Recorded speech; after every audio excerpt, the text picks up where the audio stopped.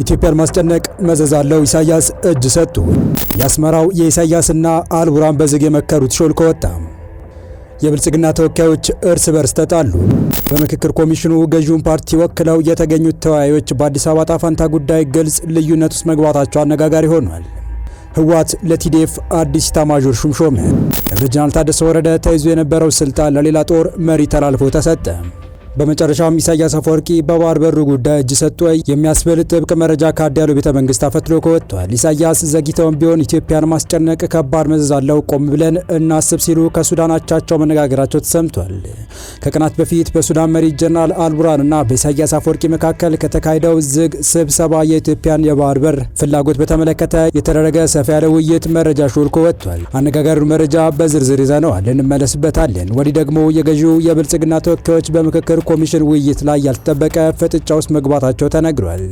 መንግስትን ወክለው በምክክሩ ላይ የተገኙት ተወካዮች በአንድ አጀንዳ መግባባት አቅቷቸው መታየታቸው ተሰምቷል። ተወካዮቹ እርስ በርስ ያላግባባው አጀንዳ አዲስ አበባን የተመለከተ መሆኑም ታውቋል። ከስብሰባው አዳራሽ የተሰማውን ጥብቅ መረጃ ይዘነዋል፣ ትሰሙታላችሁ። በሌላ መረጃ ከፍተኛ የጦርነት ዝግጅት እያደረገ ያለው ህወሓት ለቲዲኤፍ አዲስ ኤታማዦር ሹም መሾሙ ተሰምቷል። በጀነራል ታደሰ ወረደ ተይዞ የነበረው ይኸው ስልጣን ለሌላ ጦር መሪ ተላልፎ መሰጠቱ ታውቋል። ይህንን ጨምሮ በህወሓት በኩል የተሰጡ አዳዲስ የኃይል ስምሪቶችን የያዘ ጥብቅ መረጃ ይዘናል። ሰላም ውድ የሁሉ ዴይሊ ቤተሰቦች እንደምን አላችሁ? ቻናሉን ሰብስክራይብ፣ ላይክ፣ ሼር እያደረጋችሁ እስከ መረጃዎቻችን ፍጻሜ አብራችሁን ቆዩ። ህወሓት አዲስ ኤታማዦር ሹም ሾመ። ይኸው ራሱን የትግራይ መከላከያ ሰራዊት ኃይል ቲዲኤፍ ብሎ የሚጠራው ታጣቂ ኃይል ዋና አዛዥነቱ ሹመቱ በቀድሞው የጊዜው አስተዳደር ፕሬዝዳንት ሌተር ጀነራል ታደሰ ወረደ ለረጅም ዓመታት ተይዞ የቆየ ነው። በትግራይና በራያ ግንባሮች በትግራይ የሰራዊትና የአስተዳደር አዳዲስ ምደባዎች መደረጋቸው መረጃዎች ገልጸዋል። እየተደረገ ካለ ወታደራዊ ዝግጅት አንጻር ታደሰ ወረደ ከ2013 ዓ.ም ጀምሮ ይዘውት የነበሩ የትግራይ ታጣቂዎች ዋና አዛዥ ኃላፊነታቸው ሙሉ በሙሉ መነጠቁ የተገለጸ ሲሆን ቀደም ሲል የትግራይ ክልል ሰላምና ደህንነት ኃላፊ የነበሩት ሌተር ጀነራል ፍስሐ ኪዳኑ ወይም ፍስሐ ማንጁስ የትግራይ ታጣቂዎች ወይም ሰራዊት ዋና አዛዥ ሆነው ተሹመዋል። ይህንን ኃላፊነት ሌተር ጀነራል ታደሰ ወረደ ለበርካታ ዓመታት በተለይም ከሁለት ዓመቱ የትግራይ ጦርነት ወዲህ ባሉት 5 ዓመታት ይዘውት የቆዩት ነበር።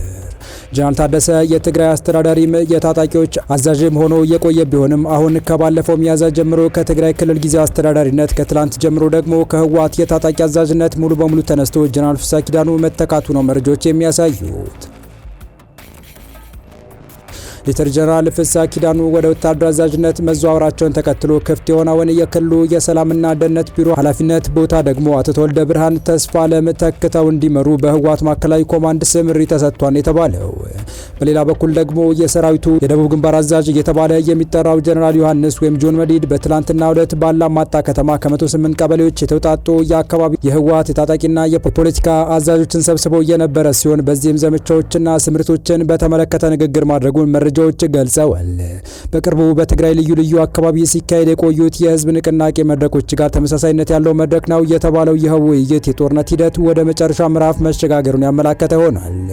በተጨማሪም ጆን መዲድ ወደ አላማጣ ተጨማሪ ኃይል እንዲገባ ትዕዛዝ መስጠታቸው ተከትሎ የተጫኑ የውጊያ ቁሳቁሶች፣ ደረቅ ሬሽን፣ የውሃ ኮዳዎች፣ የወገብ ትጥቆችን ጨምሮ ከራያ መሆኒ ወደ አላማጣ ትላንትና መሻሹን ሲጓጓዙ አምሽቷን የተባለው። በሌላ በኩል ደግሞ መከላከያ ሰራዊት የሚመራው የጥምር ጦር በአካባቢ ያለውን ይዞታ እያጠናከረ ሲሆን የዚሁ አካል የሆነ የሚሊሻ ምረቃም ተካሂዷል። እንደ መረጃ ምንጮች ከሆነ ካላማጣ ከተማ በጥቂት ኪሎ ሜትሮች ርቀት የሚገኙ ራያ ቆቦ፣ ራያ መሆኒና ራያ ባላ ወረዳዎች የተሰበሰቡ በርካታ የሚሊሻ አባላት በትላንትናው ዕለት ስልጠናቸውን አጠናቀው የተመረቁ ሲሆን የመከላከያ ሰራዊት የሰሜን ምስራቅ እዝ ኢንስፔክሽን አስተባባሪ ኮሎኔል መሐሪ ፀሐዬ ለሰልጣኞቹ ስለ አካባቢው የጸጥታ ሁኔታና ስለሚኖሩ ግዳጆች ስምሪት መስጠታቸው ታውቋል። በቀጣይ መረጃ ከወደ አስመራ ኢትዮጵያን በተመለከተ ያልተጠበቀ መረጃ ተሰምቷል። መረጃው ከሰሞነኛው የአልቡርሃንና ኢሳያስ አፈወርቂ አዲያሎ ቤተ መንግስት ዝግ ውይይት ሾልኮ የወጣ መሆኑ ደግሞ የብዙዎችን ትኩረት ሳብ አነጋጋሪ ጉዳይ ሆኗል። ከህወሓትና የአልቡርሃን ጦር ጋር ጽምዶ የተሰኘ ትብብር መስርተው ከፍተኛ ዝግጅት እያደረጉ ያሉት ፕሬዝዳንት ኢሳያስ በመጨረሻ እጅ መስጠታቸው ይኸው አፈትላኪ መረጃ አመላክቷል። ከ10 ቀናት በፊት የሱዳን ጦርና የሉዓላዊነት ምክር ቤት መሪ ጀነራል አብዱልፈታህ አልቡርሃን በድንገት ወደ አስመራ ቅንተው ከኢሳያስ አፈወርቂ ጋር በዝግ መክረው ነበር። በወቅቱ በአልቡርሃንና በኢሳያስ አፈወርቂ መካከል ስለተደረገው ምክክር ተዘግቦ የነበረ ቢሆንም ሁለቱ መሪዎች ስለ ሱዳንና ስለ ቀጠናዊ ጉዳዮች ተነጋገሩ ከሚል ጠቅለል ያለ መረጃ ውጪ ዝርዝር መረጃዎች ለህዝብ ይፋ እንዳይሆኑ መደረጋቸው ይታወሳል። ከስብሰባው አንድ ሳምንት በኋላ ግን የዚሁ ጥብቅ ስብሰባ ሚስጥራዊ ክፍል ይፋ ሆኗል። ለኢሳያስና ለአልቡርሃን ቅርበት ያላቸው ምንጮች አነጋግሮ የንግግሩን እውነተኛ ትኩረት የሚያሳይ ጥብቅ ዘገባ ይዞ የወጣው ማዳ መስመር የተሰኘ የመረጃ ምንጭ የውይይቱን ትኩረትና በውይይቱ ላይ የተነሱ ቁልፍ ሀሳቦችን የተመለከተ አነጋጋሪ መረጃዎችን ይፋ አድርጓል። በዚህ መሰረት ፕሬዝዳንት ኢሳያስ የኢትዮጵያን የባህር በር ጥያቄ ለማደናቀፍ ቀደም ሲል እየሄዱበት ባለው አካሄድ ላይ ጥርጣሬና ስጋት እንደገባቸው ለሱዳናቻቸው መናገራቸውን የታወቀው ሌተር ጀነራል አልቡርሃን ወደ አስመራ ያመሩት በዋናነት ዋሽንግተን እንደ አዲስ ካቀረበችው የሱዳን የተኩስ አቁም ስምምነት ማዕቀፍ ጋር በተያያዘ ከኢሳያስ ምክር ለማግኘት መሆኑ ተገልጿል። ሁለቱ መሪዎች በተጨማሪም የደህንነትና ጥበቃ የጋራ ስምምነት አድርገዋል። በንግግራቸው መሀል የኢትዮጵያ ጉዳይ የተነሳ ሲሆን ኢሳያስ ለአልቡርሃን ኢትዮጵያ እያሳየች ያለው ጽኑ የባህር በር ፍላጎትና የተጋጋለ የመጣው ጥያቄዋ እንዴት ሊገታ እንደሚችል አቅጣጫ አመላክቷቸዋል። እንደ ዘገባው ከሆነ በዚህ ውይይታቸው ወቅት ፕሬዝዳንት ኢሳያስ ከአስመራ እስከ ካርቱምና ካይሮ ጉዳዩን በተመለከተ እየተሄደበት ያለው አካሄድ የኢትዮጵያን ጥያቄ በተቃራኒው ሊያባብስ እንደሚችል ነው ለአልቡርሃን የገለጹላቸው። ከሱዳን እርስ በርስ ጦርነት መጀመር ወዲህ አስመራ የፖርት ሱዳን ጥብቅ ወዳጅ ሆና የተከሰተች ሲሆን የሱዳን የሰላም ንግግር ሀሳቦችና ምክሮች ሳይቀሩ በአስመራ በኩል ወደ ፖርት ሱዳን እያለፉ እንደሚገኙ ነው የሚነገረው። በቅርቡ ሌላኛው የሱዳን ጦር ደጋፊ የሆነችው ሳውዲ አረቢያ ባደረገችው ብርቱ ጥረት ዋሽንግተን አዲስ የተኩስ አቁም ስምምነት ፍኖተ ካርታ ማዘጋጀቷ ይታወሳል። አልቡርሃን ይህንን አዲስ ፍኖተ ካርታ ልቀበል ወይስ አልቀበል በሚለው ጉዳይ ላይ ከኢሳያስ ጋር ለመምከር አስመራ ድረስ መሄዳቸውም ለዚሁ በሱዳን ፖለቲካ ውስጥ እያደገ ያለውን የአስመራ ተጽዕኖ ሁነኛ ማሳያ ተደርጎ ተወስዷል። ጀነራል አልቡርሃን ከፈጥኖ ደራሽ ኃይል ሰራዊቱ ጋር የሚደረግ ማንኛውም ድርድር በቅድሚያ አማጺ ኃይሉ ያለውን ጦር በሙሉ ከሱዳን ከተሞች አስወጥቶ ወደ ካምፕ ማስገባት አለበት የሚለውን ቅድመ ሁኔታ ማዕከል ማድረግ እንዳለበት ለኢሳያስ አቋማቸውን ገልጸውላቸዋል የተባለው። ኢሳያስ በበኩላቸው የጀነራሉን ሀሳብ በጽኑ በመደገፍ በአፍሪካ ቀንድ ታሪክ ውስጥ ታይቷል ካሉት ልምድ በመነሳት ምክር ለግሰዋል የተባለው።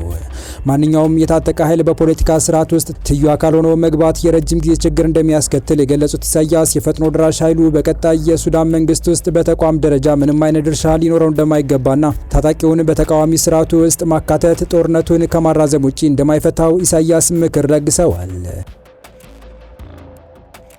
ይህ በእንዲህ እንዳለ ኢትዮጵያንና የባህር በር ፍላጎቷን በተመለከተ ባደረጉት ውይይትም ኢሳያስ ኢትዮጵያን ይህንን ፍላጎቷን ከመግፋት ለማስቆም በውስጥ ያሉ ኃይሎች በመጠቀም የሚደረግ የፖለቲካ የግጭትና የኢኮኖሚ ጫና ሀገሪቱ አጀንዳዋን ይበልጥ አጠናክራ እንድትይዝ ሊገፋት እንደሚችል አልቡርሃን አብራርተውላቸዋል ሲል ነው ዘገባው ያመላከተው። ይህም ግብጽ፣ ሱዳንና ኤርትራ እያደረጉት ያሉት በውስጥ ጫና የመፍጠር አካሄድ ጥያቄ ውስጥ መግባቱን ያመላከተ ሆኗል። የኤርትራ መንግስት በኢትዮጵያ ያሉ ታጣቂዎችን ያለ ልዩነት እንደሚደግፍ ይታወቃል። እንደ ዘገባው ከሆነ ኢሳያስ ቃል በቃል ሱዳን፣ ግብጽና ኤርትራ በኢትዮጵያ ሀገር ውስጥ ተግዳሮቶች ላይ የሚያደርጉትን የውክልና ጫና አጠናክረው ከቀጠሉ አዲስ አበባ የባህር መዳረሻ ለማግኘት የምታደርገውን ዘመቻ ይበልጥ እንድታጠናክር ሊያነሳሳት እንደሚችል ነው ለአልቡርሃን ያሳሰቡት። አልቡርሃን በበኩላቸው በአሁኑ ወቅት በአፍሪካ ቀንድ የባህር ሚዛንን ለመቀየር የአንድ ወገን ሙከራ እንደሚታይ ገልጸው ይህ የቀጠናውን ስርዓት እንደሚያናጋ በመግለጽ የኢሳያስን ሀሳብ ደግፈዋል። ወደ መጨረሻው መረጃችን ተሻገርን። በአዲስ አበባ ጉዳይ የገዢው ፓርቲ አባላት ለሁለት ተከፍለዋል። በንዑስ ቡድን ደረጃ በተካሄዱ የሰነድ ዝግጅት ሂደቶች ውስጥ ለአዲስ አበባ ከቀረቡ 4 የህግ አቋም አማራጮች መካከል ሁለቱ ሚዛን መድፋታቸው ምንጮች ገልጸዋል። አዲስ አበባ ሲቲ ስቴት ወይም ራስ ገዝ የፌዴራል አካል፣ ራሷን የቻለች ክልል፣ የኦሮሚያ አካል የሚሉ አማራጮች እንደቀረቡላት መዘገባችን የሚታወስ ሲሆን በጥቃቅን ቡድን እንዲሁም በንዑስ ቡድን ደረጃ በተደረጉ ምክክሮች የፌዴራል አካልና የኦሮሚያ አካል የሚሉት አማራጮች ጎልተው መውጣታቸውን ምንጮች ነግረውናል ስትል ዋዜማ ዘግባለች። የፌዴራል ከተሞች የሚል ርዕስ በተሰጠው አጀንዳ ቁጥር 3 ውስጥ በንዑስ አጀንዳነት የቀረበው የአዲስ አበባ ህጋዊ አቋም ጉዳይ የሞቀ የሀሳብ ልውውጥ ከተካሄደባቸው ጉዳዮች መካከል አንዱ መሆኑን የገለጹት ምንጮች ሀገራዊ ምክክር ኮሚሽን ለምክክር ሂደቱ ባቀረበው የሀገራዊ ምክክር አጀንዳዎች የውይይት መሪ ጥያቄዎች ሰነድ መሰረት ከቀረቡት 4 አማራጮች መካከል ሲቲ ስቴት ወይም ራስ ገዝ የፌዴራል አካልና የኦሮሚያ አካል የሚሉት አማራጮች በድጋፍና በተቃውሞ አስተያየቶችን ሲያስተናግዱ እንደቆዩ ተጠቁሟል። ኮሚሽኑ ያቋቋመው የምሁራን ፓናል ሐምሌ 16 6 ቀን 2018 ዓ.ም በአጀንዳዎች ዙሪያ ለተመካካሪዎች ማብራሪያ ከሰጠ በኋላ ሁለቱ አማራጮች ጎልተው መውጣታቸው ተሰምቷል። የፓናሉ አባላት የአራቱን አማራጮች ምንነት የተመለከተ ማብራሪያ ያቀረቡ ሲሆን አዲስ አበባ ራስ ገዝ ትሆን የሚል አቋም ይዘው የነበሩ ተመካካሪዎች ከተማዋ የፌዴራል አካል ትሆን የሚለውን አማራጭ ወደ መደገፍ ማዘንበላቸው ተነግሯል። ምክክሩ ያለበት አሁናዊ ሂደት ምክረ ሀሳቦች ላይ ድምጽ የሚሰጥበት ካለመሆኑ ጋር ተያይዞ ሁለቱ አማራጮች ወደ ቀጣዩ ምዕራፍ መሸጋገራቸው እርግጥ ሆኗል። በአዲስ አበባ ሕጋዊ አቋም ዙሪያ እነማን የትኛውን አቋም ያዙ የሚለው ጉዳይ በምክክር ሂደቱ አነጋጋሪ ከሆኑ ጉዳዮች መካከል አንዱ ሲሆን መንግስትንና ገዢውን ብልጽግና ፓርቲ ወክለው በምክክሩ ላይ እየተሳተፉ የሚገኙ ተመካካሪዎች የተለያዩ አስተያየቶችን ሲሰነዝሩ መስተዋላቸው ምንጮች ተናግረዋል። አዲስ አበባ የፌዴራል አካል ትሆን የሚለውን አማራጭ ደግፈው የተስተዋሉ የመንግስትና የብልጽግና ፓርቲ ተወካዮች በርካታ መሆናቸው የገለጹት ምንጮች የኦሮሚያ ክልል መንግስትን እየወከሉ እንዲሁም በብልጽግና ፓርቲ ውክልና እየተሳተፉ የሚገኙ ሌሎች ተመካካሪዎች አዲስ አበባ የኦሮሚያ ክልል አካል ትሆን የሚለውን አማራጭ በጽኑ ደግፈው መስተዋላቸውም ጠቁመዋል። የተወደዳችሁ የቻናላችን ቤተሰቦች ለአሁኑ ለእናንተ ይመጥናሉ ብታደምጧቸው ታተርፉባችኋላችሁ ብለን የመረጥንላችሁ ዕለታዊ መረጃዎቻችን እስካሁን ያደመጣችኋቸው ነበሩ። በተመሳሳይ ሀገራዊና ቀጠናዊ ጉዳዮች እንዲሁም ዓለም አቀፋዊ የጂኦፖለቲካ ወታደራዊና አነጋጋሪ ክስተቶችን ዕለት በዕለት ተከታትለን በትኩስ ይዘን እንደምንቀርብ እያሳወቅን የቻናሉ ቤተሰብ ካልሆናችሁ ሰብስክራይብ፣ ቪዲዮ ላይክ እና ሼር በማድረግ ተደራሽነታችን ታሰፉ ዘንድ አክብሮታዊ ግብዣችን ነው። አበቃን። ሰናይ ጊዜን ተመኘን።